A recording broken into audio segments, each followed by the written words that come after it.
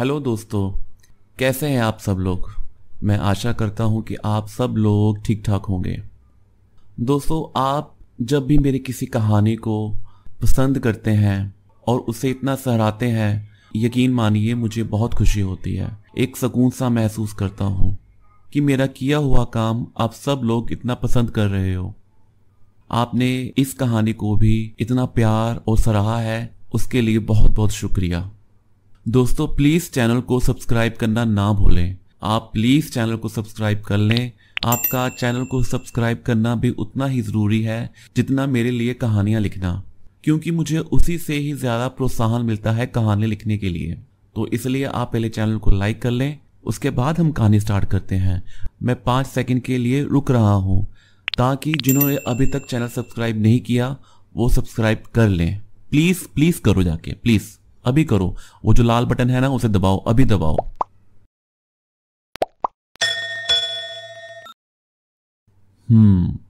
मुझे उम्मीद है कि जिन्होंने सब्सक्राइब नहीं किया होगा उन्होंने अब कर लिया होगा, और जिन्होंने कर लिया उनका बहुत बहुत शुक्रिया। तो चलिए अब कहानी की बात करते हैं। दोस्तों, इस कहानी में अभी तक आप सुन चुके हो कि कैसे सूरज और माधव का प्यार परवान चढ़ा और कैसे सूरज की भाभी ने उन दोनों को एक साथ देख लिया।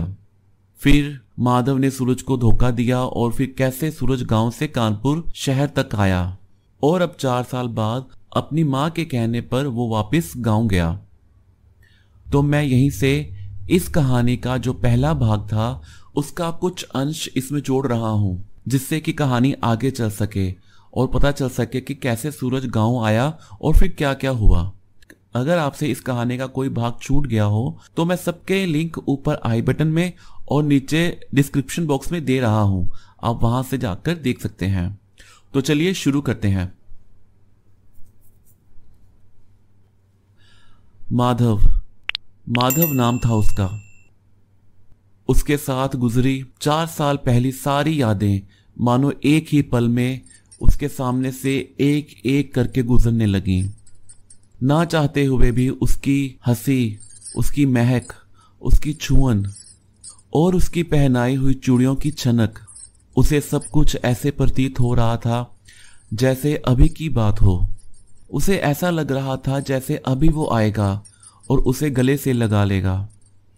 मगर फिर वो मन पर काबू करने की कोशिश करता, दिमाग से मन को समझाने की कोशिश करता कि जिसने इतना दुख दिया, धोखा दिया, उससे अब कैसी उम्मीद, और क्यों उसकी याद आ रही है जिसे गुजरे अब 4 साल से भी ज्यादा का वक्त हो गया है। अब तो मेरे पास उदय का साथ है और उदय के साथ ही खुश रहकर अपनी जिंदगी गुजारना चाहता हूं।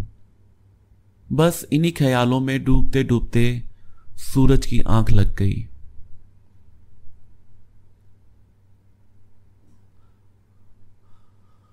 सुबह हुई तो सूरज की भाभी उसके लिए चाय नाश्ता लाई और बातों ही बातों में उससे कहने लगी कि जो माजी ने तेरे लिए लड़की देख रखी है वो उसकी मुसेरी बहन है और उसके ही गांव के पास रहती है। भाभी सूरज को रिझाने के लिए उस लड़की की तारीफों के पुल बांधने लगी कि वो बहुत ही पढ़ी लिखी है, घर के सारे काम भी खूब कर लेती है, बड़ी संस्कारी है, ये वो और न जाने क्या क्या। मगर सूरज भाभी की बातें सुनते सुनते फिर से कहीं खो गया। उसका ध्यान अभी भी गली में ही था। रह रहकर उसे ऐसा लग रहा था कि अब आएगा माधव चूड़ियां बेचने, अब दिख जाएगा। कैसा लगता होगा वो अब। नहीं नहीं, मुझे क्या, जैसा मर्जी लगे, मैं तो उसे देखूंगा भी नहीं, और अगर उसकी आवाज गली से आई, गली में झांकूंगा भी नहीं। और न जाने क्या क्या उथल पुथल उसके मन में हो रही थी।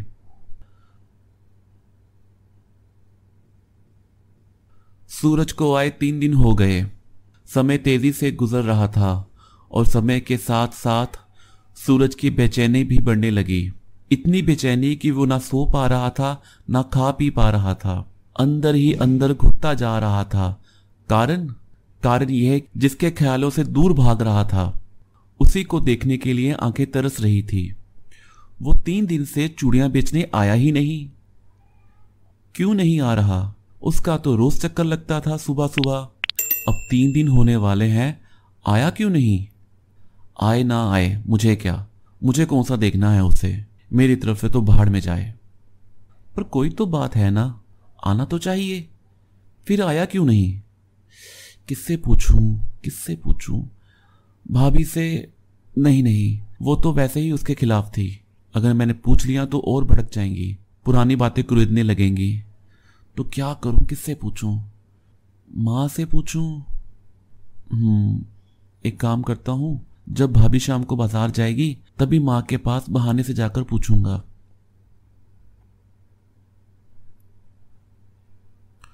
शाम हुई तो सूरज ने आसपास देखा कि भाभी नहीं है, तो माँ के पास जाकर बैठ गया और लगा यहां वहां की बातें करने। अच्छा माँ, गांव का क्या हाल है? सब ठीक है यहां पर? हाँ लल्ला, सब ठीक है, बस एक तेरी माँ ही नहीं ठीक। ऐसा क्यों बोलती हो माँ, क्या हुआ तुम्हें? अरे लल्ला, माँ को क्या होना है, अब उम्र हो गई है और तेरी भाभी भी इतनी सेवा करती है मेरी, लेकिन वो भी अब थक जाती है। अब तो बस तू शादी कर ले तो उसे भी आराम हो जाए और मुझे भी। तो बता, कब करनी है शादी और कब चलेगा लड़की देखने? वैसे मैंने उन्हें परसों आने का बोल दिया है, तू तैयार रहना। ओहो माँ, देख आएंगे लड़की भी, अभी इतनी जल्दी क्या है? मैं कहीं भागा थोड़ी जा रहा हूं, रुकूंगा थोड़े दिन और यहां पर, और अपनी माँ और भाभी की खूब सेवा करूंगा। मैं तो अपनी माँ को रानी बनाकर रखूंगा, उसे सोने की चैन और सोने की बाली बनाकर दूंगा, और सोने की चूड़ियां भी। अरे माँ, चूड़ियों से याद आया, वो जो एक चूड़ियां वाला आता था वो नहीं आता अब क्या है? अरे कौन लल्ला, कौन चूड़ी वाला? अरे वही जो सुबह सुबह आया करता था, लंबे से कद काट का था वो। अरे वो माधव नाम था शायद उसका। हाँ हाँ, माधव माधव। हाय हाय हाय, अरे क्या बताऊं, बड़ा बुरा हुआ बेचारे के साथ। बुरा हुआ? क्या बुरा हुआ माँ, क्या हुआ उसके साथ माँ, बताओ। ओहो, पता नहीं बेटा, गांव में उड़ती उड़ती बात सुनी थी कि जो गांव के बाहर कुआं है ना, हाँ हाँ, जहां पीपल का पेड़ है वही ना, हाँ क्या हुआ वहां? अरे कहते हैं कि वहां बेहोश पड़ा मिला था, सर पर भारी चोट लगी थी और दोनों टांगे भी टूटी हुई थी। ना जाने कौन मार गया उसे इतनी बेरहमी से, और जब होश आया तो पता चला कि उसकी तो याददाश्त चली गई है और थोड़ा सा पागल भी हो गया था वो।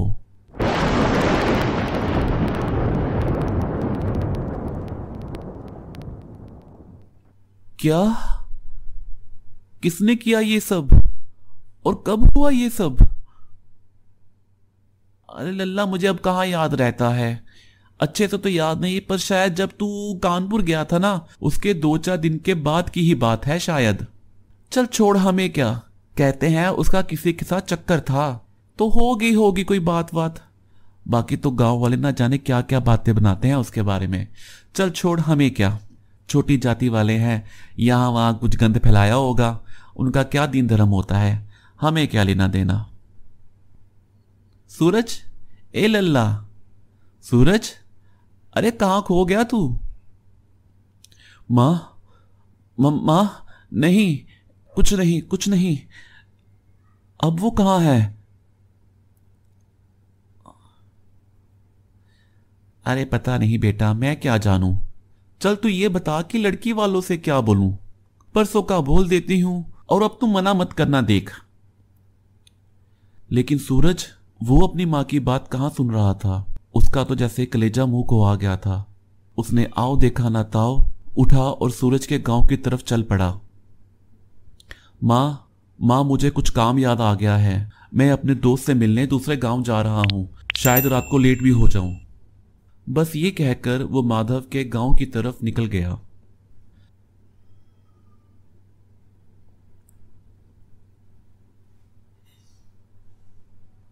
गांव तो पहुंच गया था सूरज, लेकिन उसे माधव का घर नहीं पता था, तो किसी गांव वाले से उसका घर पूछा। जी सुने, यहाँ यहाँ कोई माधव रहता है, चूड़ियाँ बनाता है, वो कहाँ है उनका घर? अरे वो माधव जो थोड़ा पगला गया है वो? जी हाँ वही। अरे वो तो 4 साल से पागल खाने में है। पागल खाने में? कौन से पागल खाने में और क्यों? अरे बाबूजी, यहां उसकी कौन देखभाल करता। एक उसका बाप था, वो भी बूढ़ा, और एक बहन थी। अब उसकी शादी हो गई थी पहले, तो फिर उसे यहां कौन देखता? क्यों? उसकी बीवी थी और एक बेटी भी थी, वो कहां गए? उन्होंने क्यों नहीं रखा उसको? हैं? बीवी थी, बेटी थी? किसकी बात कर रहे हो बाबूजी? माधव की ना, जो चूड़ियां बनाता था। वो तो कुंवारा था, उसकी तो शादी नहीं हुई थी। उसकी तो शादी नहीं हुई थी। शादी नहीं हुई थी। शादी नहीं हुई थी। शादी नहीं हुई थी। शादी नहीं हुई थी। शादी नहीं हुई थी। शादी नहीं हुई थी।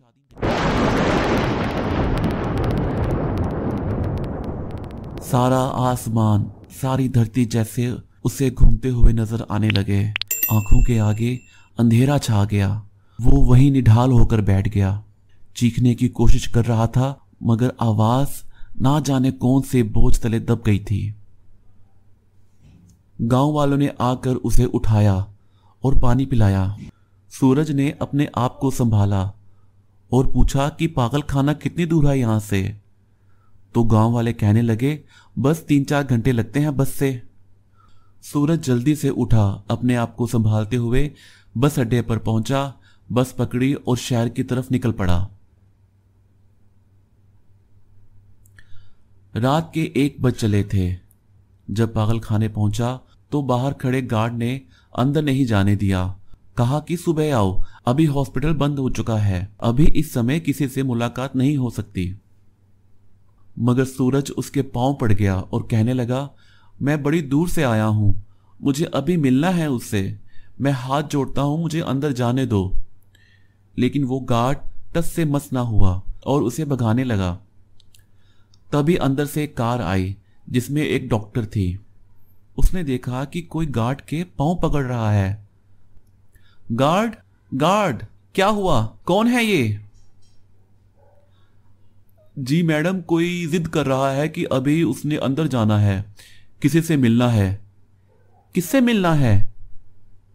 जी पता नहीं, माधव माधव बोल रहा है। क्या? माधव? एक काम करो, उन्हें मेरे पास भेजो। सूरज डॉक्टर से मिलता है तो डॉक्टर कहती है, तुम्हें माधव से मिलना है? जी, बस एक बार माधव से मिलवा दो, फिर मैं चला जाऊंगा जल्दी, आपका ज्यादा समय नहीं लूंगा, मैं बहुत दूर से आया हूं। ठीक है, गाड़ी में बैठो और चलो मेरे साथ अंदर। अच्छा एक बात बताओ, तुम सूरज हो ना? सूरज ने बड़ी हैरानी से डॉक्टर की तरफ देखा। जी हां, आपको कैसे पता? वो सब मैं बाद में बताऊंगी, पर जाओ पहले माधव से मिल लो। वो जो सामने कमरा है ना, वहां बैठा है। सूरज धीरे धीरे कांपते कदमों से आगे बढ़ने लगा। सांस तो जैसे आ ही नहीं रही थी। आगे बढ़ते बढ़ते उसके कानों में गाने की आवाज आई।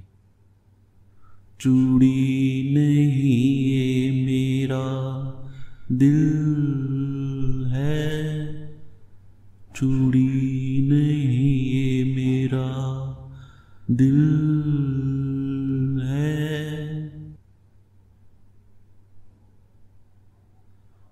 माधव खिड़की के पास बैठा, दोनों हाथों में पीली चूड़ियां पहने ये गाना गुनगुना रहा था। चूड़ी नहीं ये मेरा दिल है, चूड़ी नहीं ये मेरा दिल है। सूरज पत्थर बना खड़ा उसे देख रहा था। आंखों से आंसू बहते जा रहे थे। बहुत हिम्मत जुटाकर सूरज ने माधव को पुकारा। माधव, माधव, माधव, माधव, माधव, माधव, माधव, माधव, माधव, माधव, माधव, माधव, माधव, माधव, माधव, माधव।